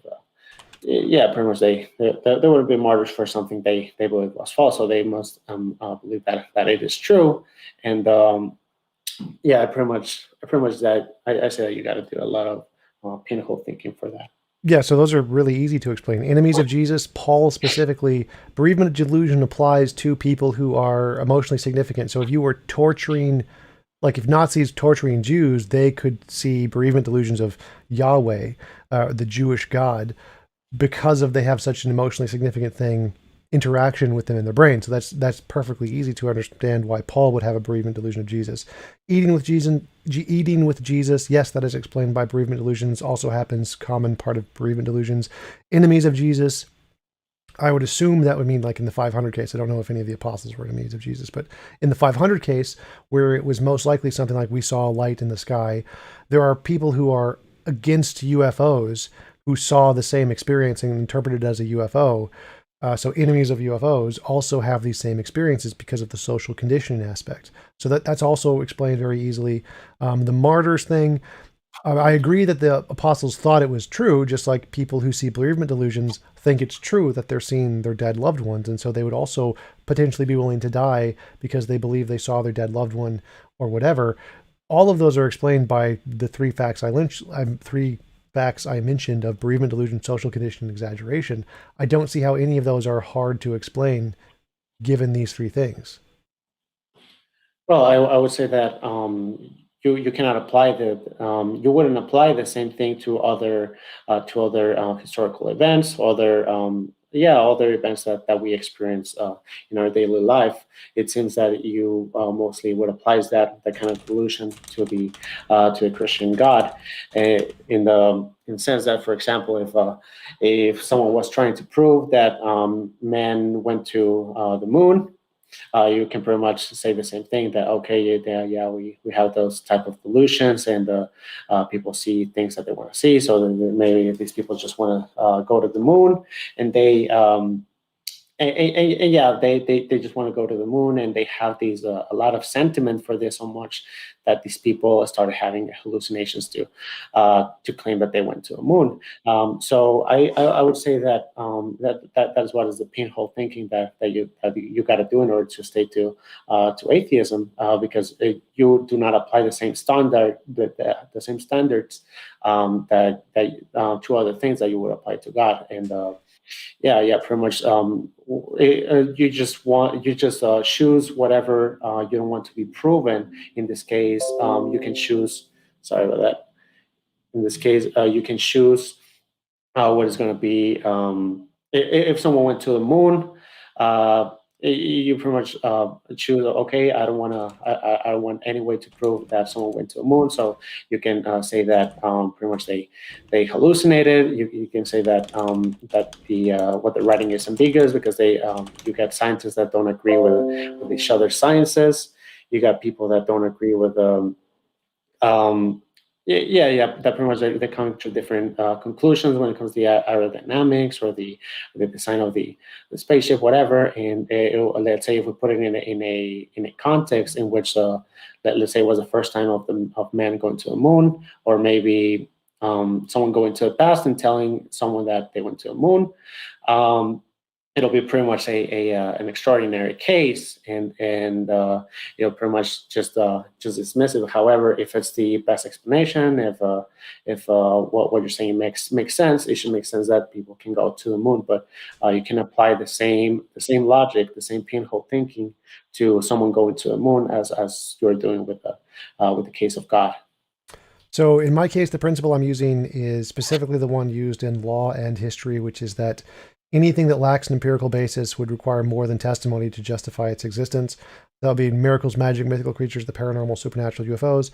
None of those things are justified by testimony alone. You need some empirical basis. So if we had testimony from a book 2,000 years ago that a guy went to the moon, yeah, that would not be sufficient. Definitely everyone in history would reject that. That didn't happen. You would require a significant more amount of evidence to try to justify that belief. Pictures, videos, schematics for the rocket, plans on how they calculated all this stuff. Yeah, it's going to take a lot more than 4 facts about the rocket that to justify the belief that someone went to the moon. The evidence provided in the minimal facts approach does not come anywhere near the amount of evidence required in history or law to justify belief in a novel event that has no empirical basis. So this has nothing to do with my view or pinhole thinking. This is literally just the standard in history Well, and law that if you want to justify or indicate something that doesn't have an empirical basis, you need more than testimony. Like if someone said, I saw someone wave a magic wand and kill somebody with a yellow spark of magic, that would immediately be thrown out of a courtroom because there's no precedent for magic. And there's tons of court cases where this actually happens. If there's no empirical basis, then there's no precedent and it just isn't supported, no matter how many eyewitnesses you have.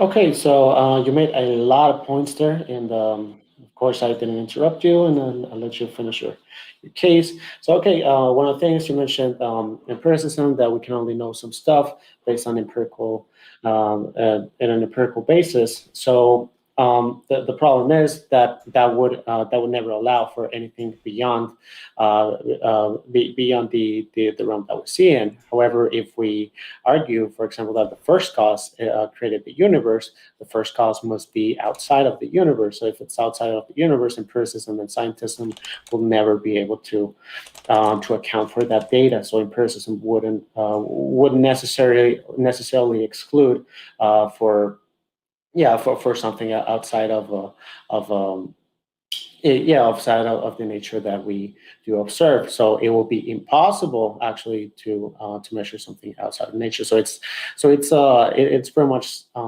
well. I would say that you're using the wrong tool. I will be like saying I will never accept the existence of God until I can measure it with a ruler, or I can never know the color blue until I can measure it with a clock. It'll be a category fallacy to apply empiricism to a transcendent being and anything transcendent. So pretty much with that epistemology, you're pretty much forced to accept only natural things. But we know that whatever created the universe, whatever is outside of the universe, which we know there must be something outside of the universe, because it created the universe, then it cannot be, you cannot have empiricism as a basis. So, okay, with the other example that you mentioned, you were saying that that if it's history, okay, you will need to provide a lot of proof, like pictures, videos, schemes, present the math of it, present a model, whatever. But you can do the same type of skepticism if you don't want it to be true. You can say the pictures are you can say the pictures were photoshopped, or that someone made the pictures look like that, or the same with the videos. You can present schemes, but you can just pretty much play the skeptic and say, okay, just pretty much arbitrarily say that it wouldn't work when it comes to math. You would just argue, okay, math is a human convention. We couldn't be able to make any of those mathematical equations, and you pretty much can apply the same grounds of skepticism and pinhole thinking to someone going to the moon as you do with God, and that would be unfair. I would agree with that. Let's say if we went back in time somewhere before airplanes were made, you pretty much had a lot of reasons to think that something can fly, because you can see birds that pretty much have a body that can fly. So you can pretty much build a logical case that you can maybe make something that can fly. And you'll pretty much have to analyze every single step on a case by case basis, saying, okay, that kind of has the properties of a object that can probably fly. Okay, so maybe airplanes can maybe humans can make an airplane based on how it looks, pictures, videos, schemes, math, whatever. So one wouldn't have to be that much of a skeptic if sufficient evidence is provided to that person to believe that that objects that man can fly with a created object. So I would say you're not applying the same standard, but okay. Well, how am Yep. I not applying the same standard? Because this is the exact same standard for all claims to knowledge. It would. I'm not an empiricist, so I don't know why you're bringing that up. My claim is that if you have something that, if you're arguing for something that doesn't have an empirical basis, you need novel testable prediction. So if you're arguing for a god, like let's say I believe in the god Magic Bob, and Magic Bob created the universe, and if I pray to Magic Bob, he gives me a gold brick, and I see a gold brick, that's evidence of Magic Bob. Like obviously, I don't have any empirical evidence of Magic Bob himself, but I can measure the consequences of what happens if Magic Bob exists. So you can use empirical things to indicate things that are non-empirical just fine. The supernatural could be indicated by this way, any kind of magic. So there's no problem with that whatsoever. And this standard again is the standard used in history and in neurology and in criminology. So I don't know why you think there's a double standard here. Well, again, we already talked about the character that, again, you're saying that, okay, Bob can make gold bricks. Therefore, I'm not going to believe that Bob can make, that Bob exists until Bob can make gold bricks. But what if Bob cannot make gold bricks? And it's the same example that I try to portray with the Muslim example. So I think we're going a little bit back in circles. Well, I just want to clarify. My point there wasn't that I won't believe in God until he makes gold bricks. The point was that using empirical evidence, you can indicate things that are non-empirical. So this wasn't specifically about the nature of Bob. This was just saying that if there is a being named Bob, and I predict he will make gold bricks, that would be evidence of a non-empirical Bob. So it wasn't specifically about his nature.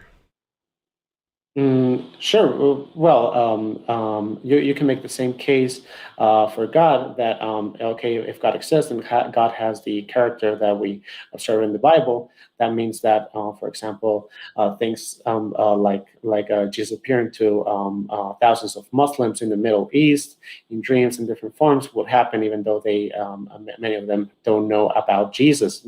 They wouldn't know not even about Christianity, since it's pretty penalized over there.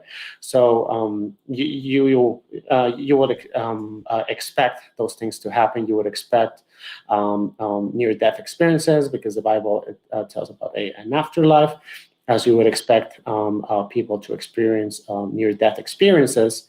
And if you claim, okay, well, we don't know how. We don't know about all near-death experiences because they can be if they don't happen to everybody.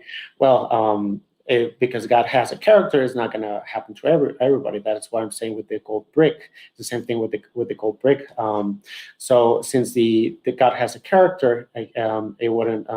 Not everybody is going to have a near-death experience. Since, for example, with the Christian theology, you see that when people die in the they go to a place called Sheol, which is a place of the death. So people wouldn't be able to experience anything after. So some people wouldn't be able to experience near-death experiences, while some others would, depending on the theological case. I'm not saying that people will automatically go to Sheol, or I'm not arguing what Sheol is. All I'm saying is that God has a character, and it would only prove things based on that character. So near-death experiences will not happen to everybody, and also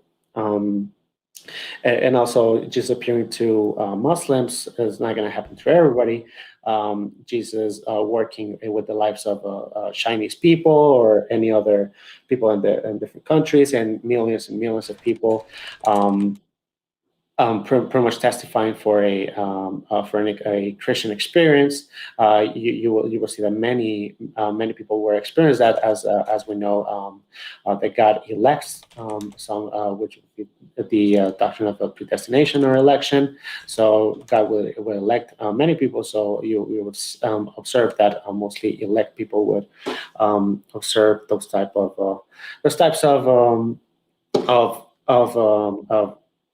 of things of characters of God and Jesus. So you would expect some things to happen, and you would expect some things not to happen. That is my case pretty much. Yeah, sure. I mean, I totally agree. You would have to know what God's nature is to know what to expect to see.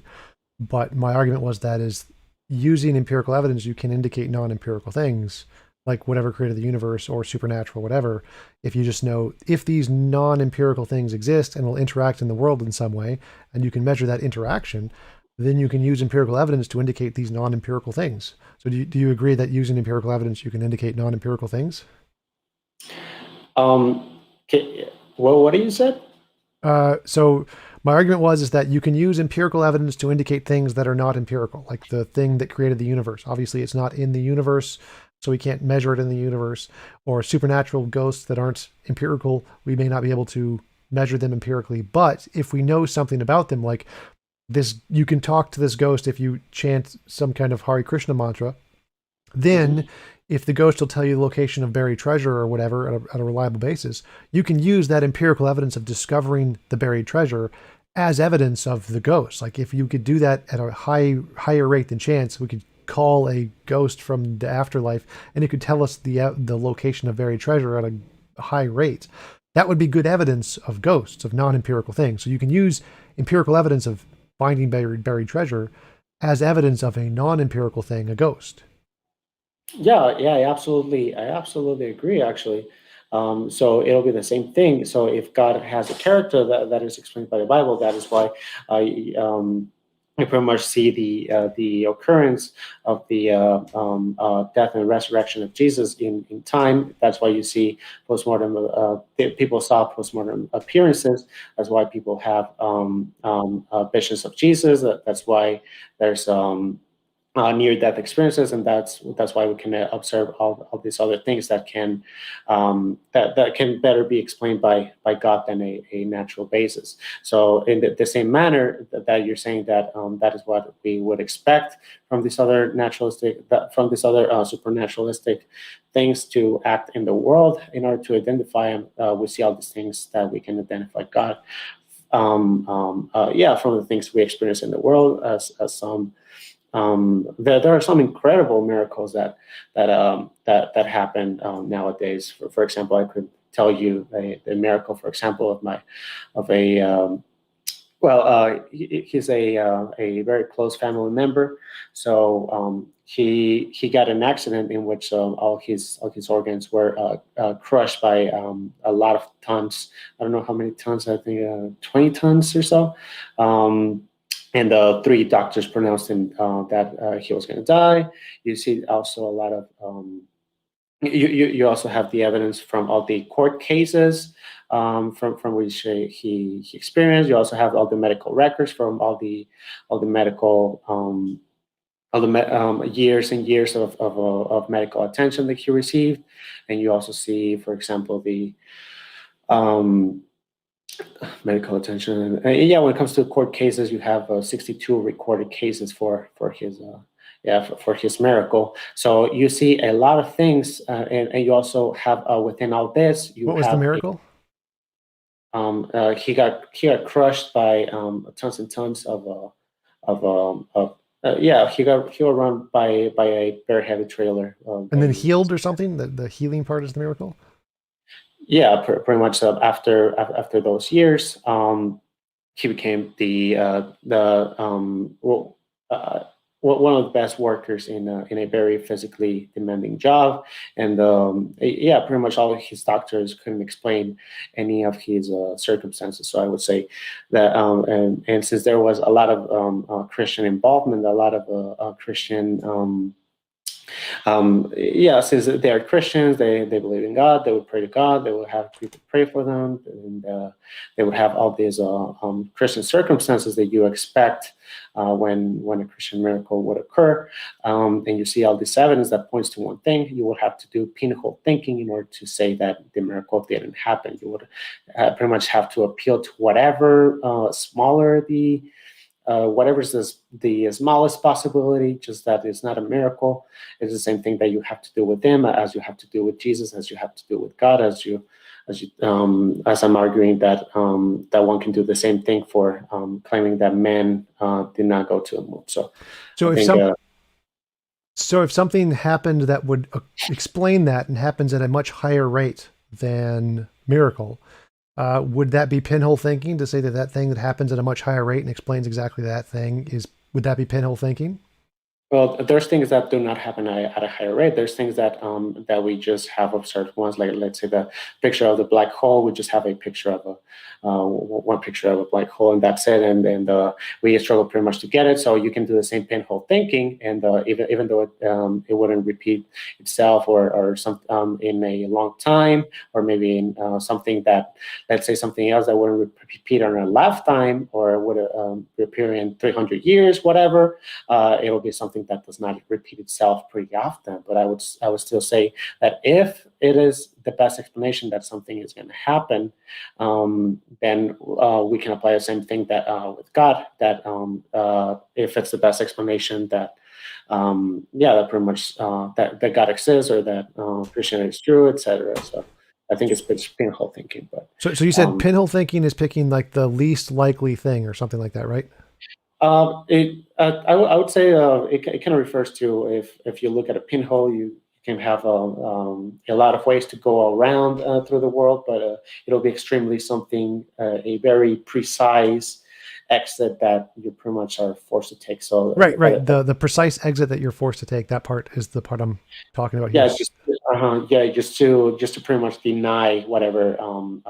Pretty much to deny whatever you're trying to go against. And that is why, for example, something so obvious for us, like that man can go to the moon, you can make the same pinhole thinking, just bring objections and upon objections of every single thing, like the math, like pictures, videos, eyewitness testimony. And let's say when it first happened, it wasn't something very repeatable. And when it comes to Christianity, yes, like the death and resurrection of Jesus, it's not that repeatable, because it will be pointless, because of the purpose of why Jesus was crucified in the first place. Like the purpose of the gospel, pretty much, it wouldn't be repeatable, but you would see repeatable patterns, like near-death experiences, and you would see the apparitions of Jesus to many people, and people experiencing miracles. So I think that's what you're missing. So pinhole thinking is not, if there's something that happens that explains the event a lot, like we see somebody's body being run over by a car, that's best explained by them being run over by a car. That's not pinhole thinking. That's the most likely thing to have occurred, right? Refers to a best explanation. Whatever best explains the evidence, that is or whatever we have to go with. Right, and that's the opposite of pinhole thinking, right? Yeah, inference to the best explanation will be the opposite of pinhole thinking. Okay, And so just one thing, we've been almost 2 hours, so yeah, yes, we can wrap up pretty maybe soon. a little bit and we close it. But Sure. So yeah, so every one of my examples was inference to the best explanation. None of it was pinhole thinking. In the case of Jesus' resurrection, all of those things I listed, like bereavement delusion, happens to 60% of people. That's hugely probable. Social conditioning happens to a lot of people. It's hugely probable.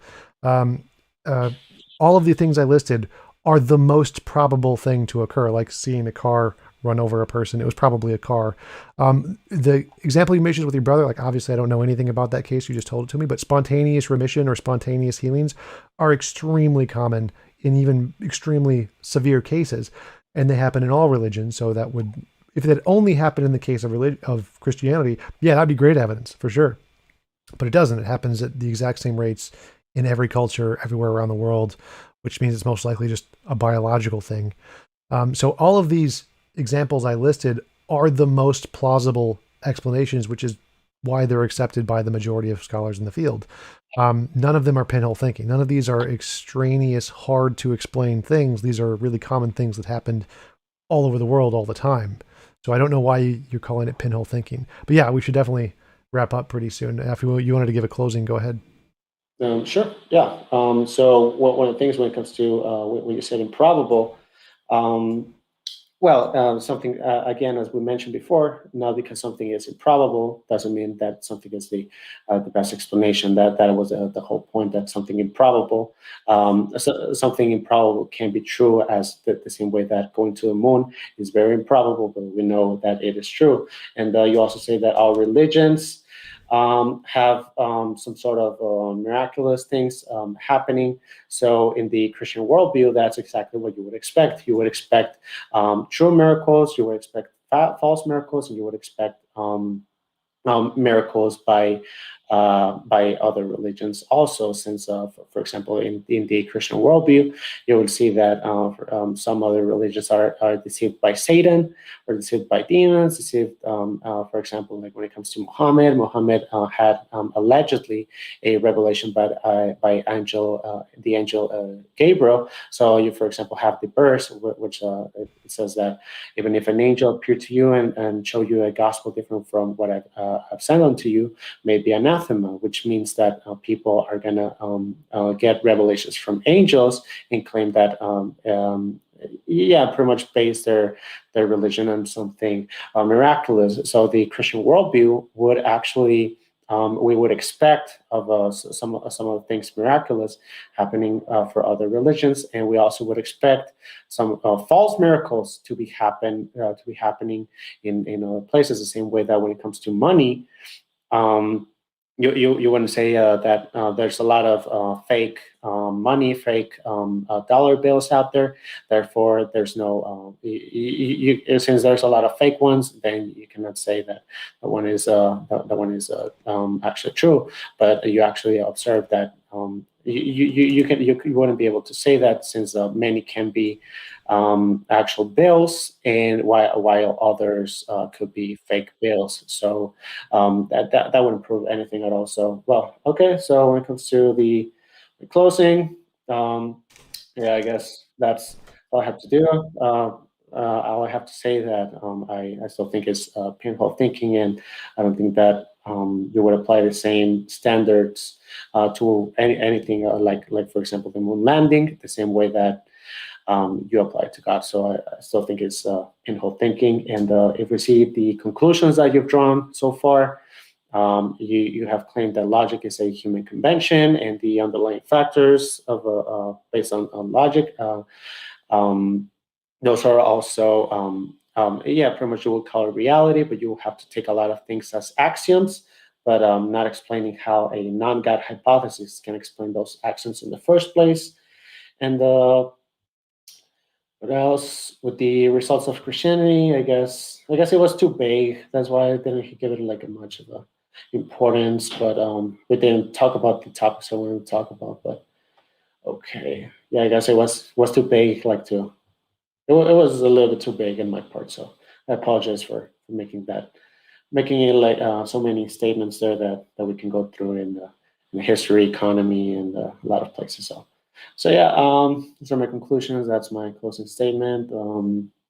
Yeah, that's it. Cool. Thanks for coming on. I appreciate you taking the time to have a conversation with me. I enjoyed it a lot. Love to have you on again sometime. And if you want to retell everybody where they can find you on your YouTube channel and stuff, that'd be great. Sure. Well, you can find me on YouTube as Wisdom Media. We also have a Spanish brand, which is Wisdom Media Español. You can find us on Facebook. We post memes, some a lot of memes, mostly meme more than apologetics, but we also do live streams either in YouTube and also on Facebook. And yeah, also yeah, like we have a chat on with Eric Hernandez on predeterminism and free will. I defend predeterminism as a Calvinist, and yeah, you can see all of our videos in Wisdom Media. I guess I'll give the link to Tom, so you guys can so you can post it, so you guys can check it out. And Tom, thank you so much for this discussion. It was fun. It was entertaining, and yeah, I guess thank you for the invitation, man. Yep. Thanks again. Great having you on. I'm going to go get some dinner and I'll talk to you later. Cool, man. Enjoy your dinner and have a good one, man.